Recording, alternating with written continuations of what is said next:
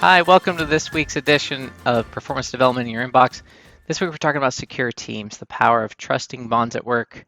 My name is Dustin Shell, and I'm really excited to facilitate this experience with you all. We're going to talk about one of those things that not a lot of teams talk explicitly about, and that's trust. Well, let me tell you, there's a guy by the name of Paul Zak who wrote a book called The Trust Factor, and he, in all kinds of different ways, he is demonstrating the power of trust at work. From his research, he found that in one word, he could predict across hundreds of organizations that the more trust there was in the organization, the more energy there was, the more engagement there was, the less stress, more productivity, less burnout, more satisfaction with people's lives, and less sick days. It's a powerful thing when people feel like they can trust each other at work. So, what's going on there? In this week, we're going to kind of process the science behind that. And then we're also going to create an experience where you guys get to continue to form more trusting bonds. So let's dig in. There's a guy by the name of James Cone who did some research over the past couple of decades, and he's developed a theory called social baseline theory. Before he had the theory, he did a study on kind of social bonding. And the way it worked is he had an FRI machine, and he had three groups of people in the study. One group that did it alone, where he would go into the machine and he would roll a dice basically, and based on the number you rolled, you would get shocked or not. And depending on the number of that you rolled, you would get shocked at a higher intensity or not. And so it was kind of a cool experiment. And he did this, and when he shocked people, he would scan their brains and see how they were perceiving the threat and perceiving the pain. Everybody perceives pain differently. He did this with a group that was alone. He did this with a group that held the hand of a stranger, and he did this with a group that held the hand of a trusted partner or a loved one. And guess what he found? Our perception of threat and pain decreases with the presence of a trusted other. You perceive pain and threat differently than when you're alone. And at first, he assumed that there was a button you could push. Like, it took him 10 years to develop the theory of social baseline. What he means by it is that at first he thought he could push a button in the brain and it would decrease our experience of pain or threat. But he couldn't prove it. There was nothing in the brain.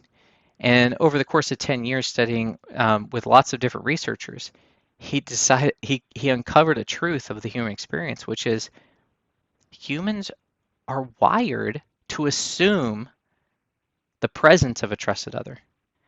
Think about it. In our evolutionary history, there are human beings that live on almost entirely whale blubber in freezing cold temperatures. We also have humans who live in extremely hot temperatures, living almost entirely on vegetables. There are such a breadth of human habitats that are constantly changing. The only constant in the human experience is the presence of another human. It makes a lot of sense when you start thinking about it from that. There's a lot of implications. He went on to study the other ways that the brain processes the presence of a trusted other. And he did this slant research where he put a group of people in front of this huge steep hill. You can see a picture there. He said, okay, by yourself, verbally, how steep do you think this is? What degree? Draw it on a page. How steep do you think it is? Use your hand to haptically tell me how steep you think it is. He had them do it with a heavy backpack. He had them do it with holding the hands of a trusted other without a backpack, and holding the hands of a trusted other with a heavy backpack. And consistently, he found that our perception of challenge and the resources needed to address it decreased with the friend because our brain load shares energy with trusted others. You can see that from some of the studies there. He went a little step farther in the orange text. You can see he added to this study years later where when people would he said, okay, now walk up the hill. He didn't tell me he was going to do this. He said, okay, now walk up the hill. So as soon as they took 2 steps up the hill, their brain committed to the activity. He stuck them with a needle, drew their blood, and then studied it and found that when they were in the presence of a trusted other, the brain used 80% less glucose with a friend. Glucose is the measure of energy your brain thinks it takes to do an activity. Literally, you use less energy when you're in the presence of a trusted other. So when you want to talk about high performance, We are so much more capable when we're in the presence of trusted others. So where does this come from? Like this is the fascinating part of the question. So this takes us back to probably about 80 years ago. A guy by the name of John Bowlby created a theory called failure to thrive, and he inevitably created a theory called attachment theory. He was studying shell shock during World War II when he was over there.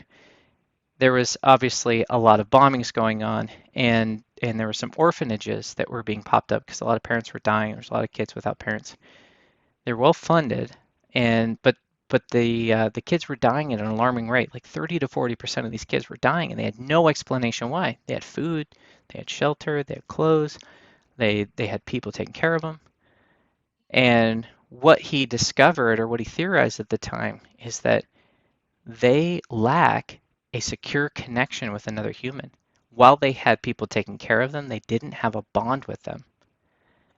And at the time, he said this: seeking and maintaining contact with a secure relationship is viewed as the primary motivating principle in human beings and innate survival mechanism. So think about social baseline. We all have one thing in common when we're born. We depend on another human for survival. And so our need for another gets wired into our limbic system, our fear system. And when we lack that, it creates all kinds of issues on the inside. We lose hope, and ultimately we die. If you look on the other side of life, check this out. The largest longitudinal study on health and happiness ran into the same phenomenon.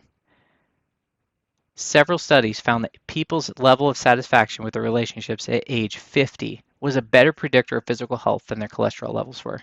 When the study began, nobody cared about empathy or attachment. But the key to healthy aging is relationships, relationships, relationships. They weren't trying to find the fact that relationships were key to health and happiness, but that's what they found.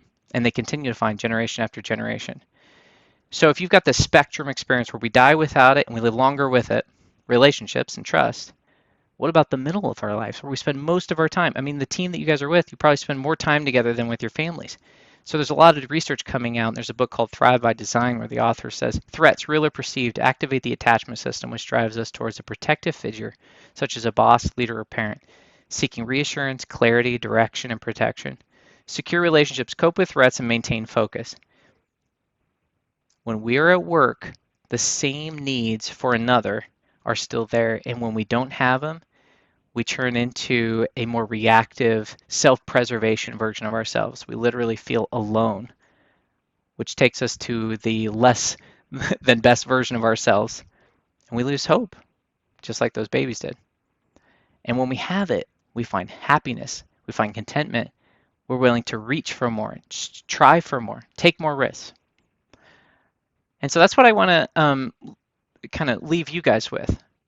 I want you to think about a stressful situation. Let's make this real in this room for you guys. Don't take my word for it. Don't take the science word for it. Experience it for yourselves. I want you to think about such a stressful situation, something recent or something long ago, a time where you have a visceral memory of something being really hard. A decision you made, a situation you found yourself in, an argument, something. The hardest thing you've done or the scariest thing you've ever done or been part of. Can you picture yourself there?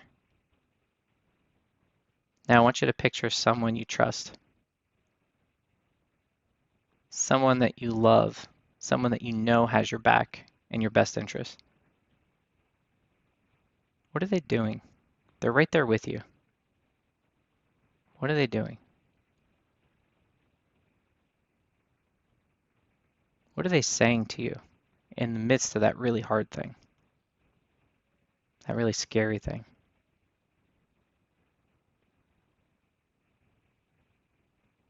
Now, if you contrast that, that trusted person is gone, and now replace that image with someone that you don't trust, someone that brings out your worst, someone that drains you. You might be laughing right now. They might be in the room. Who knows?